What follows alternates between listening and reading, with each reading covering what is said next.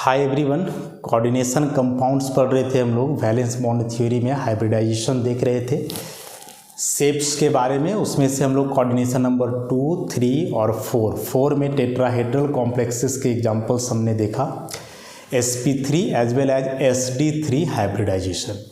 अब इसी coordination number 4 में स्क्वायर प्लानर कॉम्प्लेक्सेस हैं। तो इन स्क्वायर प्लानर कॉम्प्लेक्सेस के बारे में देखें कि इनका कैसा बॉन्डिंग, कैसा शेप होगा, क्या हाइब्रिडाइजेशन होगा। तो इसके लिए हाइब्रिडाइजेशन हम लोग दो प्रकार का जानते हैं, एक जानते हैं dsp2 और एक जानते हैं sp2d। sp2d हाइब्रिडाइजेशन को vbt एक्सप्लेन नहीं करता है, dsp2 को करता है। तो हम लोग इसको लेकर के चलेंगे और थ्रू एग्जाम्पल समझेंगे। तो पहला एग्जाम्पल NiCN का होल 4 पर 2 minus. According to magnetic moment measurement this one is diamagnetic complex ion. It is a diamagnetic complex ion. और जब डायामैग्नेटिक है इसका मतलब कोई अनपेयर नहीं होगा, हैविंग नो अनपेयर्ड इलेक्ट्रॉन, कोई अनपेयर्ड इलेक्ट्रॉन इसमें नहीं होगा। तो अब चलें हम लोग सेंट्रल मेटल आयन की ओर। क्या होगा central metal ion? Ni2+। Oxidation number निकालोगे इसका +2 आएगा। निकेल का एटॉमिक नंबर है 28। कन्फिग्रेशन देखोगे तो आर्गन 3d10 और 4s2। यदि यहाँ 3d8 होगा, निकेल पे 2 प्लस है तो आर्गन 3d8 ये 4s क्या हो जाएगा? 0। अब वैलेंस सेल इलेक्ट्रॉनिक कन्फिग्रेशन देखें हम लोग of Ni2+ in ground state. तो हो जाएगा 3d8 4s और आगे 4p। 3d के 5 ऑर्बिटल्स में 8 इलेक्ट्रॉन्स हैं, तो कुछ इस प्रकार से होंगे ऐसा। 4s बिल्कुल खाली है, 4p के 3 खाली है। तो वैलेंस बॉन्ड थ्योरी में जो हमने पढ़ा कि कॉम्प्लेक्स कंपाउंड में जो सेंट्रल मेटल आयन है वह कोऑर्डिनेशन नंबर के बराबर ऑर्बिटल्स को खाली करेगा। तो इस कॉम्प्लेक्स में निकेल का कोऑर्डिनेशन नंबर 4 है, तो 4 ऑर्बिटल खाली करेगा। तो खाली क्या करना है इसको? 4 ऑर्बिटल पहले से ही खाली है। तो यदि 4 ऑर्बिटल खाली है तो डायरेक्ट यहाँ से हाइब्रिडाइजेशन होना चाहिए sp3 टेट्राहेड्रल, लेकिन नहीं, बोल रहा है कि स्क्वायर प्लानर है। तो किस आधार पे आप मानोगे स्क्वायर प्लानर? तो इस आधार पे कि यह डायामैग्नेटिक है। अरे डायरेक्ट आप sp3 लोगे ना, तब देखो 2 अनपेयर्ड बच जा रहा है। यदि 2 अनपेयर्ड बच जा रहा है तो ये पैरामैग्नेटिक होगा। लेकिन जो मैग्नेटिक मोमेंट मेजरमेंट का वैल्यू है डाटा, वह कुछ अलग बता रहा है। वो बोल रहा है कि इसका मैग्नेटिक मोमेंट 0 है, मतलब कोई अनपेयर्ड इलेक्ट्रॉन नहीं है। और यहाँ से डायरेक्ट चल रहे हैं तो हम लोग को साफ साफ दिख रहा है कि 2 अनपेयर्ड इलेक्ट्रॉन है 3D में, और एक्सपेरिमेंट बोल रहा है कि दोनों नहीं है। तो ये दोनों तभी नहीं हो सकता है जब यह इलेक्ट्रॉन इधर पेयर अप हो जाए। और ये पेयर अप होगा किसके चलते? लिगैंड के चलते। Cn- is a very strong ligand, और यही स्ट्रॉन्ग लिगैंड क्या करेगा कि इलेक्ट्रॉन को पेयर अप कर देगा। तो अब यदि देखोगे valence shell electronic configuration of Ni2+ in NiCN का होल 4 2 माइनस, तो अब कुछ ऐसा हो जाएगा। 3D में इलेक्ट्रॉन पेयर हो गया, 1 2 3 4 5 इतना तो था ही, अभी भी पेयर हो गया। एक ऑर्बिटल खाली हो जाएगा यहाँ ऐसा। तो ऑर्बिटल तो कोऑर्डिनेशन नंबर के बराबर खाली था ही, कोई दिक्कत नहीं था। लेकिन ये मैग्नेटिक मोमेंट मेजरमेंट कुछ और बोल रहा था, और इसीलिए इलेक्ट्रॉन को पेयर अप करना पड़ा हम लोग को। अब ऑर्बिटल तो 5 खाली हैं, ज़रूरत 4 ही है। तो जाहिर सी बात है कि लोअर एनर्जी वाला ऑर्बिटल पहले यूज होगा। तो यहाँ से एक ऑर्बिटल इसका, एक इसका और 2 इसका, 1 2 3 4। तो ये वाला है D का, इसलिए D, ये वाला है S और ये दोनों है P, तो हो गया dsp2। अब यही जो लिगैंड है Cn-, ये अपना दोनों इलेक्ट्रॉन देगा इसमें, 4 Cn- है, सब देगा ऐसा। और dsp2 आ गया, तो अब इसका शेप क्या हो जाएगा? Square planar. इस प्रकार से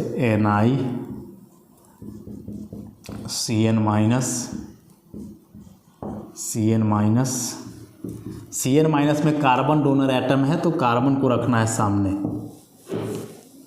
निकेल पर 2 प्लस तो ओवरऑल बचेगा 2 माइनस, एंगल सारे होंगे 90 डिग्री और शेप का नाम हो जाएगा स्क्वायर प्लैनर। ऐसा तो वैलेंस बॉन्ड थ्योरी यहाँ कैसे यूज हुआ, कैसे एप्लीकेबल हुआ, इस बात को समझे। मैग्नेटिक मोमेंट मेजरमेंट को हम लोग कंसिडर किए और उसके अनुसार जो है एक्सप्लेन किए इसके हाइब्रिडाइजेशन को, इसके बॉन्डिंग को। तो अभी जो हम बता रहे थे कि NiCl4 पर 2- देखे थे कि यह टेट्राहेड्रल कॉम्प्लेक्स है, जबकि NiCN4 पर 2- स्क्वायर प्लेनर है। NCERT में क्वेश्चन भी है कि NiCl4 2- is a tetrahedral complex but this one is square planar, why explain. या फिर ऐसे पूछेगा कि this is paramagnetic but this one is diamagnetic, explain. तो यही पूरा बॉन्डिंग करके इसको दिखाना होगा कि क्यों ऐसा है। एक और एग्जाम्पल चले हम लोग इसमें।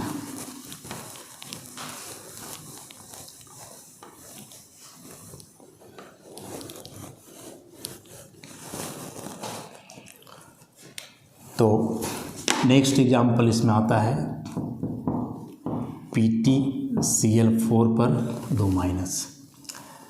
इसके बारे में भी बोला गया कि यह भी डायामैग्नेटिक नेचर का है, और डायामैग्नेटिक नेचर का है मतलब इसमें भी नो अनपेयर्ड इलेक्ट्रॉन, इसमें भी कोई अनपेयर्ड इलेक्ट्रॉन नहीं होंगे। सेंट्रल मेटल आयन जो है यहाँ वह क्या होगा, Pt2+ होगा।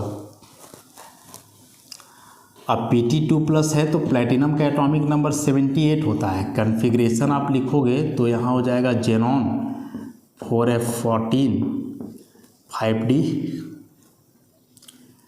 8 6s2, ऐसा इसका होता है 54 और 14 68 और ये 76 और 2 78। लेकिन यदि प्लेटिनम पे 2+ है तो लास्ट के 2 इलेक्ट्रॉन्स निकलेंगे तो बचेगा जेनॉन 4f14 5d 8 6s0। पूरा कन्फिग्रेशन से मतलब तो नहीं है, तो वैलेंस सेल इलेक्ट्रॉनिक कन्फिग्रेशन हम लोग देखेंगे Pt2+ का पहले ग्राउंड स्टेट में, और ग्राउंड स्टेट में देखेंगे तो 5d लेंगे, 6s लेंगे, आगे 6p लेंगे।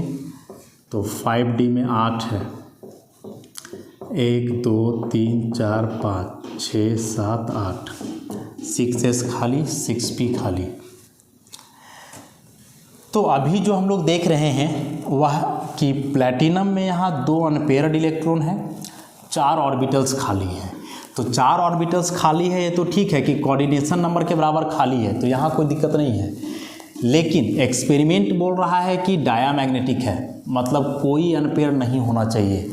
अभी के अनुसार देख रहे हैं तो अनपेयर्ड है, तो ये अनपेयर्ड ना बचे इसके लिए फिर से वही कांड करना होगा कि इस इलेक्ट्रॉन को पीछे करके पेयर अप कर देना होगा। तो यह इलेक्ट्रॉन पेयर अप कौन करता है, लिगैंड करता है। उसमें से भी कौन सा लिगैंड, स्ट्रॉन्ग लिगैंड। अब यहीं हम लोग फंसने वाले हैं। यहाँ जो लिगैंड है वह Cl- and Cl- is completely a very weak ligand. इसके पास तो वह एबिलिटी है ही नहीं कि यह इस इलेक्ट्रॉन को पेयर अप करे, एकदम नहीं है। यदि ऐसा होता तो NiCl4 2- हम लोग पढ़े ना, वहाँ निकेल के पास 2 अनपेयर बच रहा था, तो वहाँ क्लोरीन इसके इलेक्ट्रॉन को पेयर अप क्यों नहीं किया था, स्क्वायर प्लेनर इसको क्यों नहीं बनाया। दोनों तो एक ही ग्रुप का है ना, निकेल इसके नीचे पैलेडियम और इसके नीचे प्लैटिनम, तो निकेल में तो क्लोरीन ही काम नहीं किया था, यहाँ कैसे कर देगा ये। तो इसको देखते हैं, पहले पेयर अप कर लो। Valence shell electronic configuration of Pt2+ in PtCl4 पर 2-। तो अभी कर लो पेयर अप, क्यों होगा अभी बताते हैं इसको। 1 2 3 4 5 6 7 8, ये खाली, ये भी खाली, ये भी खाली। और अब देखोगे तो 2 इलेक्ट्रॉन Cl- यहाँ देगा, फिर 2 यहाँ देगा, टोटल 4 है, 2 यहाँ और फिर यहाँ, और अब हाइब्रिडाइजेशन आ जाएगा DsP2, D का एक, S का एक और P के 2 ऑर्बिटल्स DsP2, कोई अनपेयर नहीं बचा, 0 अनपेयर, तो हो जाएगा डायामैग्नेटिक, सपोर्ट करेगा एक्सपेरिमेंटल डाटा को। और शेप बनाओगे इसका तो Pt पर 2 प्लस सेंट्रल मेटल आयन हो गया, Cl minus, Cl minus, Cl minus, Cl minus, ऐसा ओवरऑल बचेगा 2 minus. And this one is also या स्क्वायर प्लानर कॉम्प्लेक्स। तो ये तो ठीक है कर दिए, लेकिन वहाँ जो बात हम लोग के मन में अटक रहा है, जो नहीं हम लोग एक्सेप्ट कर पा रहे हैं यहाँ, कि यदि Cl माइनस एक वीक लिगैंड है, then how it can pair the unpaired electron. Valence bond theory तो बोलता है कि जो स्ट्रॉन्ग लिगैंड है वही पेयर अप करेगा, Cl माइनस तो कम्प्लीटली एक वीक लिगैंड है, तो ये कैसे पेयर अप कर दिया यहाँ प्लेटिनम के इलेक्ट्रॉन को। और यदि प्लेटिनम के इलेक्ट्रॉन को पेयर अप कर रहा है मान भी लें, तो निकेल का फिर क्यों नहीं किया। NiCl4 और PtCl4 में क्या अंतर है, निकेल और प्लेटिनम का ही तो है, बाकी तो सब कुछ सेम है। तो इसके बारे में बताया गया था कि पैरामैग्नेटिक है, जबकि इसके बारे में बोला जा रहा है कि डायामैग्नेटिक है। एक्सपेरिमेंट तो यही बोल रहा है। तो आखिर कैसे हम लोग इसके डायामैग्नेटिक बिहेवियर को एक्सप्लेन करेंगे। तो एक्सप्लेन करने के लिए यही एक है कि यह इलेक्ट्रॉन पेयर अप होगा, लेकिन हाउ, कैसे, Cl माइनस कैसे कर लेगा ऐसा। तो अब इस सारा चीज़ एक्सप्लेन किया जाएगा ऑर्बिटल पे। निकेल का जो ऑर्बिटल इसमें इन्वॉल्व था वह था 3D। समझोगे अब बात को, कंपेयर करके ही हम लोग पढ़ने वाले हैं। निकेल प्लैटिनम, निकेल के पास 3D ऑर्बिटल है, प्लैटिनम के पास 5D है, देखो जिसमें पेयर अप हो रहा है। ऑब्वियसली जो 3D ऑर्बिटल है इसके तुलना में काफ़ी बड़ा साइज होगा किसका, 5D का। सब बड़ा है ना, 5D के बाद यहाँ 6s है और 6p है, तो ये सारे, और यहाँ 4s और 4p है। मतलब प्लैटिनम के जो ऑर्बिटल्स हैं वे काफ़ी बड़े हैं, निकेल के ऑर्बिटल छोटे हैं। इलेक्ट्रॉन तो 2 यहाँ भी होगा और इलेक्ट्रॉन 2 यहाँ भी होगा, एक ऑर्बिटल में 2 ही इलेक्ट्रॉन होता है। चूँकि प्लैटिनम में जो 2 ऑर्बिटल जो इलेक्ट्रॉन हैं, यह इलेक्ट्रॉन एक बड़ा साइज वाला ऑर्बिटल में है, और बड़ा साइज वाला ऑर्बिटल में इलेक्ट्रॉन है मतलब ये दूर दूर रहेगा, डिफ्यूज होगा, फैला हुआ रहेगा। लार्जर साइज, और लार्जर साइज होने के चलते क्या होगा, डिफ्यूज्ड होगा, फैला हुआ रहेगा पूरा, इलेक्ट्रॉन इसमें दूर दूर रहेंगे। और जब ऐसे इलेक्ट्रॉन दूर दूर रहेंगे तो क्या होगा कि जो लिगैंड यहाँ Cl माइनस आ रहा है वो आसानी से इसके अंदर घुस पाएगा, मतलब सेंट्रल मेटल आयन के नज़दीक जा पाएगा। ये प्लैटिनम है ना, तो Cl माइनस आसानी से ऑर्बिटल के थ्रू जो है इसके तक पहुँचेगा और इसके साथ स्ट्रॉन्ग बॉन्ड बनाएगा। लेकिन चूंकि निकेल में यहाँ ऑर्बिटल छोटा है, इलेक्ट्रॉन नज़दीक रहेगा, तो यहाँ Cl माइनस बहुत अंदर नहीं घुस पाएगा, क्योंकि Cl के पास भी इलेक्ट्रॉन है, यहाँ भी इलेक्ट्रॉन है, तो इलेक्ट्रॉन इलेक्ट्रॉन के बीच रिपल्सन होगा, तो इसको और दूरे रखेगा कि दूर रहो, उतना अंदर नहीं घुसना है तुमको। लेकिन यहाँ ऐसा नहीं होगा, चूँकि यहाँ बड़ा साइज है तो इलेक्ट्रॉन खुद दूर दूर रहेगा, तो बीच में खाली जगह होगा, और यही खाली जगह से जो है मौका पाते ही क्लोरीन घुस जाएगा पूरा अंदर तक, ऐसा। तो चूँकि प्लैटिनम या फिर जो पैलेडियम है जिसमें 4D और 5D ऑर्बिटल्स हैं, इन ऑर्बिटल्स का साइज 3D ऑर्बिटल के तुलना में काफ़ी बड़ा है, और बड़े साइज के ऑर्बिटल्स हैं तो वे डिफ्यूज्ड होंगे, फैले रहेंगे, तो उसमें जो इलेक्ट्रॉन डेंसिटी है वह लेस कंसंट्रेटेड होगा, और लेस कंसंट्रेटेड इलेक्ट्रॉन डेंसिटी के चलते लिगैंड्स काफ़ी ज़्यादा अंदर तक चला जाएगा, अप्रोच कर लेगा सेंट्रल मेटल आयन को, और यदि ऐसा होगा तो यह एक मजबूत बॉन्ड बनाएगा, और इसके चलते जो एनर्जी है, जो कि आगे हम लोग क्रिस्टल फील्ड थ्योरी में पढ़ेंगे, पूरा बात अभी नहीं समझा जा सकता है, वह क्रिस्टल फील्ड थ्योरी आगे पढ़ेंगे, वहाँ हम लोग जानेंगे। तो लिगैंड जब ऐसे बहुत अंदर चला जाए ना, तो इस केस में क्या होता है कि इलेक्ट्रॉन का पेयरिंग हो जाता है। तो भले ही यहाँ Cl माइनस स्ट्रॉन्ग नहीं है, लेकिन यहाँ जो पेयरिंग हो रहा है इस ऑर्बिटल के चलते, कि बड़ा साइज का ऑर्बिटल था, क्लोरीन को जगह मिल गया प्लैटिनम तक घुसने के लिए, और इसके कारण से मजबूरन इलेक्ट्रॉन को पेयर अप होना पड़ा, या इलेक्ट्रॉन कहीं और नहीं जा सकता है, जो पूरा बात हम लोग एक्सप्लेन करेंगे जब क्रिस्टल फील्ड थ्योरी पढ़ेंगे, इसी वैलेंस बॉन्ड थ्योरी के बाद तब। मेन एक्सप्लेनेशन उसी क्रिस्टल फील्ड थ्योरी में ही है, बस चूँकि अभी आ गया था, मन में प्रश्न आता तो उसी को दूर करने के लिए अभी बस हम लोग इतना सा बात यहाँ से समझें। तो इतना ही बात याद रखोगे कि निकेल में वह पेयरिंग नहीं कर पाया क्योंकि निकेल में वह निकेल को बहुत ज़्यादा अप्रोच नहीं कर सकता था। और निकेल को बहुत ज़्यादा अप्रोच क्यों नहीं कर सकता था? तो सिंपल सी बात है कि निकेल का जो ऑर्बिटल है छोटा साइज का है जिसमें खुद इलेक्ट्रॉन है, तो जब क्लोरीन इलेक्ट्रॉन लेकर के आएगा तो इलेक्ट्रॉन इलेक्ट्रॉन के बीच रिपल्सन होगा, दूर धकेलेगा, अंदर नहीं आने देगा। और यहाँ बड़ा साइज है, इलेक्ट्रॉन दूर दूर रहेगा तो ये क्लोरीन आसानी से अंदर तक जा पाएगा और वह प्लेटिनम को जो है काफ़ी अच्छे से अप्रोच कर लेगा। तो इस कैटेगरी में अब ऐसे कई एग्जाम्पल्स हैं। देखो अभी तक sp2d का एक्सप्लेनेशन हमने नहीं दिया है, और sp2d का एक्सप्लेनेशन इसलिए नहीं दिए क्योंकि sp2d वैलेंस बॉन्ड थ्योरी बताता ही नहीं है। sp2d वैलेंस बॉन्ड थ्योरी बतलाता ही नहीं है। क्यों नहीं बतलाता है इसको समझना। जैसे एक कॉम्प्लेक्स कंपाउंड है CuNH3 का होल 4 2+, मैग्नेटिक मोमेंट का डाटा बोलता है कि यह पैरामैग्नेटिक है, और पैरामैग्नेटिक होने के चलते इसमें एक अनपेयर्ड इलेक्ट्रॉन है ऐसा, और साथ ही साथ बोलता है कि यह स्क्वायर प्लैनर नेचर का भी है। अब बोलोगे ये स्ट्रक्चर कैसे पता चल गया इससे? तो स्क्वायर प्लैनर स्ट्रक्चर पता करने के लिए स्पेक्ट्रोस्कोपी का स्टडी होता है, उससे पता चलता है। तो पैरामैग्नेटिक है और एक अनपेयर्ड है, वहाँ तक तो कोई दिक्कत ही नहीं था ना। इसमें Cu2+ is the central metal ion, copper का एटॉमिक नंबर 29, लास्ट का कन्फिग्रेशन 3d10 4s1। कॉपर 2+ है तो 2 इलेक्ट्रॉन हटेगा, एक यहाँ से और एक यहाँ से, तो बचेगा 3d9 4s और 4p। 3d के 5 ऑर्बिटल्स में 9 इलेक्ट्रॉन है, 1 2 3 4 5 6 7 8 9, खाली S1 खाली, P3 खाली। कोऑर्डिनेशन नंबर 4 है तो 4 ऑर्बिटल्स खाली है। पैरामैग्नेटिक है, एक अनपेयर, तो एक अनपेयर दिख भी रहा है, तो उस हिसाब से ये चारों में जो है अमोनिया इलेक्ट्रॉन दे देगा और बॉन्ड बना लेगा, हाइब्रिडाइजेशन हो जाएगा sp3। और यदि हाइब्रिडाइजेशन sp3 होता है तो शेप होगा कैसा? टेट्राहेड्रल ऐसा होना चाहिए, NH3 NH3 NH3 और NH3।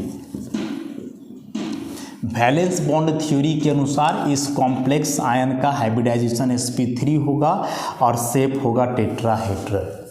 लेकिन जो स्पेक्ट्रोस्कोपिक स्टडी है, स्पेक्ट्रोस्कोपिक स्टडी, यह स्टडी बोलता है, स्पेक्ट्रोस्कोपिक स्टडी में कॉम्प्लेक्स का डायरेक्ट शेप दिख जाता है, इतना जानना।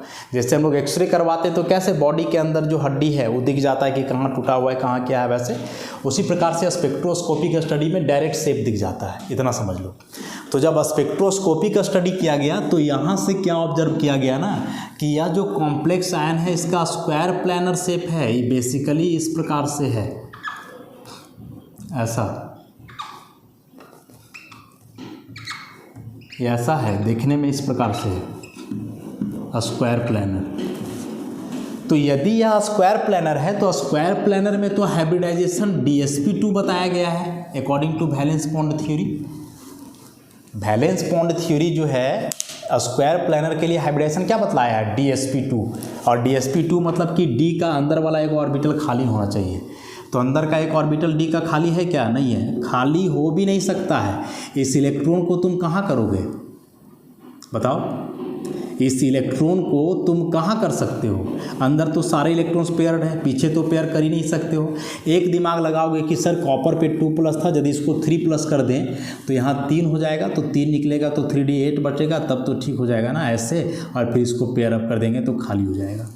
बिल्कुल होगा, लेकिन ये जो Cu++ आयन है ना, ये जाना ही नहीं जाता है, not known. Copper +3 oxidation state कभी शो ही नहीं करता है, कभी नहीं, नेवर।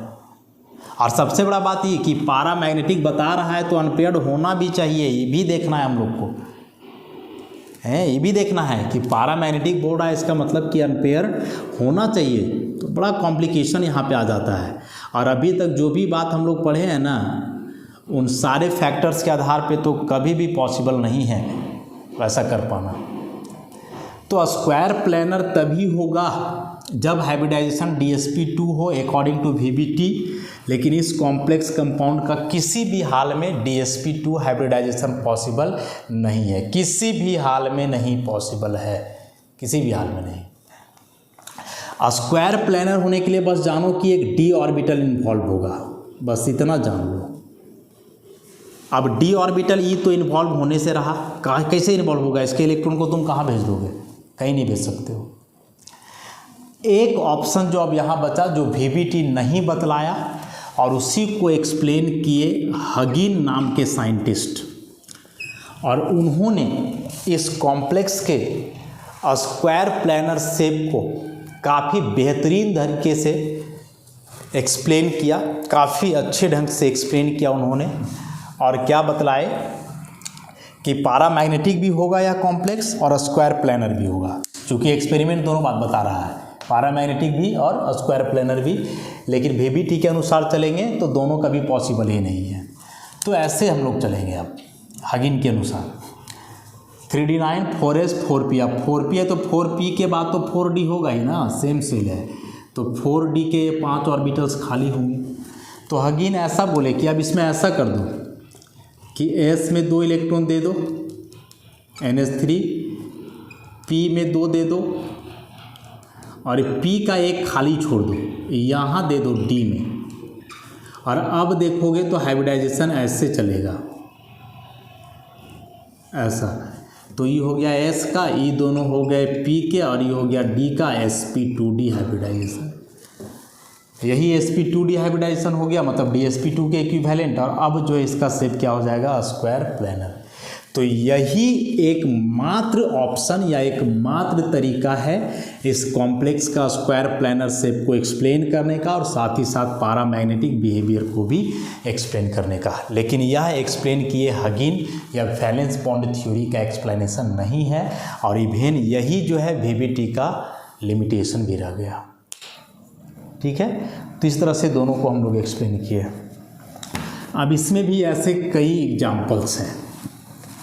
अब बात है कि यदि कोई कॉम्प्लेक्स कंपाउंड दिया हुआ है, उसका मैग्नेटिक मोमेंट मेजरमेंट का डाटा हम लोग के पास नहीं है, अनपेयर्ड इलेक्ट्रॉन कितना होगा कि नहीं होगा ये सब हम लोग को बिल्कुल पता नहीं है, तब देख करके हम लोग कैसे पता करेंगे कि वह कॉम्प्लेक्स कंपाउंड टेट्राहेड्रल होगा या स्क्वायर प्लानर होगा?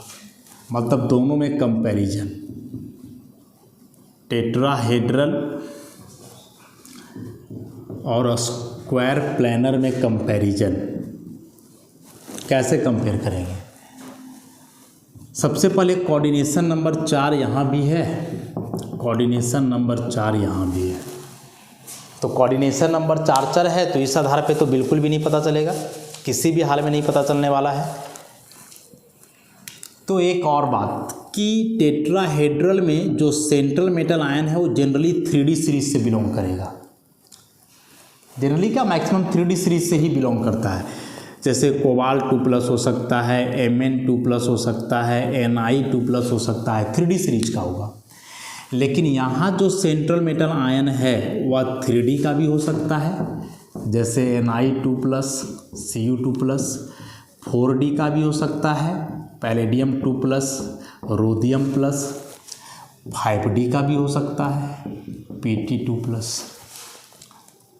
लेकिन यदि central metal ion 3D series से बिलोंग कर रहा है तो ligands must be strong, ligands must be strong, जिसमें बेसिकली Cn- होगा, NH3 हो सकता है, NO2 हो सकता है, मैंने कोई स्ट्रॉन्ग लिगैंड होगा ऐसा।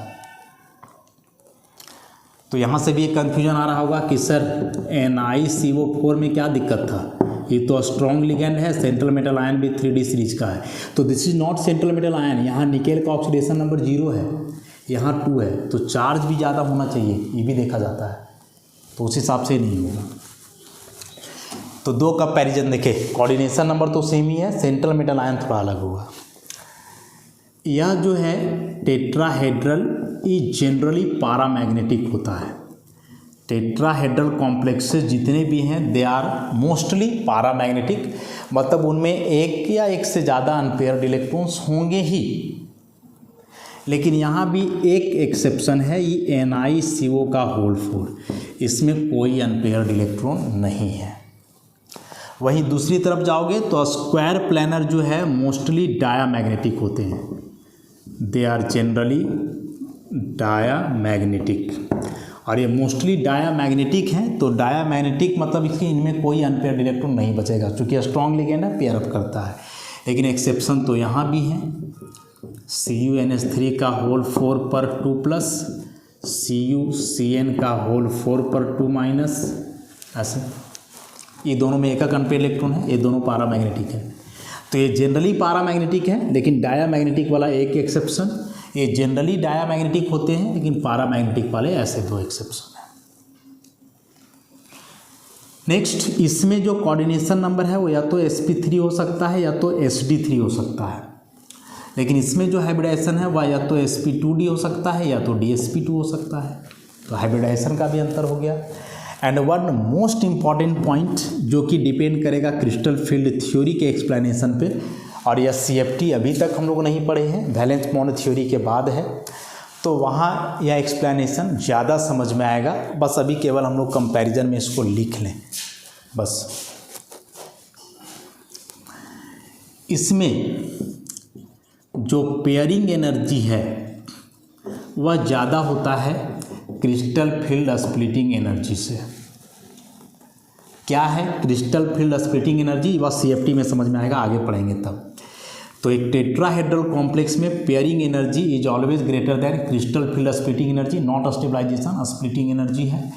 जबकि स्क्वायर प्लानर में जो है पेयरिंग एनर्जी कम होता है इस क्रिस्टल फील्ड स्प्लिटिंग एनर्जी से। CFSE basically crystal field stabilisation energy होता है, लेकिन यहाँ हम लोग स्प्लिटिंग लेकर के चल रहे हैं। क्या है आगे समझ में आएगा। तो एक अंतर ये भी हो गया। एक अंतर एंगल का भी हो सकता है कि टेट्राहेड्रल में 109 डिग्री 28 मिनट और यहाँ का एंगल होता है 90 डिग्री। तो इन पॉइंट्स के आधार पे जो है आप किसी भी कॉम्प्लेक्स को क्लासीफाई कर सकते हो कि वह स्क्वायर प्लानर होगा या फिर टेट्राहेड्रल। जैसे मान लो डायरेक्ट कॉम्प्लेक्स दे दिया गया RH CO का होल 2 I2-, 4 लिगेंड है, 2 और 2 4, तो 4 लिगेंड मैंने कोऑर्डिनेशन नंबर 4 और 4 कोऑर्डिनेशन नंबर हो गया। इसका मतलब कि टेट्राहेड्रल भी होगा, स्क्वायर प्लानर भी हो सकता है। लेकिन ये होगा क्या, तो रोडियम का ऑक्सीडेशन नंबर +1 है, चार्ज आ गया, साथ ही साथ 4D का है और CO स्ट्रॉन्ग लिगेंड है, तो 4D है, स्ट्रॉन्ग लिगेंड वगैरह है, तो बेसिकली स्क्वायर प्लानर होगा। इस कैटेगरी में आ ही नहीं रहा है। लेकिन वही यदि रहे MnCl4 पर 2-, तो Mn पर 2+, ठीक है, मैंगनीज, लेकिन यह 3D है। Cl- जो है वीक लिगेंड है, तो 3D है, वीक लिगेंड है, तो फिर क्या हो जाएगा, टेट्राहेड्रल हो जाएगा। लिगेंड इसमें वीक ही होता है, उसमें वीक स्ट्रॉन्ग कुछ भी हो सकता है। समझ गए ना। तो ऐसे ही पूरा पॉइंट जो बताया ना, इन सारे पॉइंट्स को यदि आप ध्यान में रखोगे, बुक्स में ये पॉइंट्स कहीं नहीं मिलने वाले हैं, चाहे आप किसी भी बुक को पढ़ लो, बोर्ड का हो, +2 का, BSc केमिस्ट्री का, किसी बुक्स में नहीं। ये खुद से ऑब्जर्व करके जो है इसको लिखाया गया है, ट्रिक है, तरीका, ताकि आप अच्छे से डिफरेंस समझ पाओ स्क्वायर प्लानर और टेट्राहेड्रल कॉम्प्लेक्स में। तो इन पॉइंट्स को आप ध्यान में रखोगे ताकि एग्जाम में डायरेक्ट कोई कॉम्प्लेक्स आ जाए और उसका बॉन्डिंग एक्सप्लेन करने बोले तो वहाँ हम लोग को सोचना ना पड़े, बिल्कुल भी सोचना ना पड़े कि किस प्रकार का कॉम्प्लेक्स है, या टेट्राहेड्रल है या स्क्वायर प्लानर है। समझ के बात को। तो इन सारे पॉइंट्स को ध्यान में रखोगे कि देखो कॉमन बात है कि दोनों का कोऑर्डिनेशन नंबर 4 है। जैसे मान लो एग्जाम में तुमको यही पूछे कि Hgi3- और एक Mni4- दोनों में टेट्राहेड्रल कौन है, तो यहाँ बिना सोचे आप इसको बताओगे। क्यों बताओगे, क्योंकि टेट्राहेड्रल में कोऑर्डिनेशन नंबर 4 होता है, जो यहाँ है ये 3 है, कभी नहीं हो सकता है। तो कोऑर्डिनेशन नंबर अलग अलग है तब ना, यहाँ तो दोनों का कोऑर्डिनेशन नंबर 4 है, तो कैसे बताओगे। तो फिर ये सब पॉइंट देखना है। Central metal ion 3D, ligand weak, यहाँ central metal ion 3D 4D 5D कुछ भी, 4D 5D रहे तो लिगैंड वीक या स्ट्रॉन्ग कुछ भी हो सकता है, लेकिन यदि 3D का है तो उस पर चार्ज होगा और लिगैंड हमेशा क्या होगा, स्ट्रॉन्ग। पैरामैग्नेटिक नेचर के जनरली होंगे, एक इसको छोड़ दिया जाए तो जनरली डायामैग्नेटिक होंगे, ये दोनों को छोड़ दिया जाए तो। हाइब्रिडाइजेशन sp3 या hd3, इसमें sp2d या dsp2। एंगल 90 डिग्री, इसमें 109 degree 28 minute. Crystal field theory के अनुसार इसका पेयरिंग एनर्जी ज़्यादा होगा क्रिस्टल फील्ड स्प्लिटिंग एनर्जी से, और इसका पेयरिंग एनर्जी कम होगा क्रिस्टल फील्ड स्प्लिटिंग एनर्जी से। तो इन पॉइंट्स को लेकर के चलोगे तब। तो अब जो इस पे बच रहा है वह कोऑर्डिनेशन नंबर 6। कोऑर्डिनेशन नंबर 6 से भी रिलेटेड दो प्रकार के हाइब्रिडाइजेशन है जो हम लोग देख चुके हैं, sp3d2 और d2sp3। तो वहाँ भी कैसे हम लोग कैरेक्टराइज करेंगे कि कौन सा हाइब्रिडाइजेशन होगा, उसको हम लोग नेक्स्ट लेक्चर में देखेंगे। तो आज के लिए इतना ही, धन्यवाद।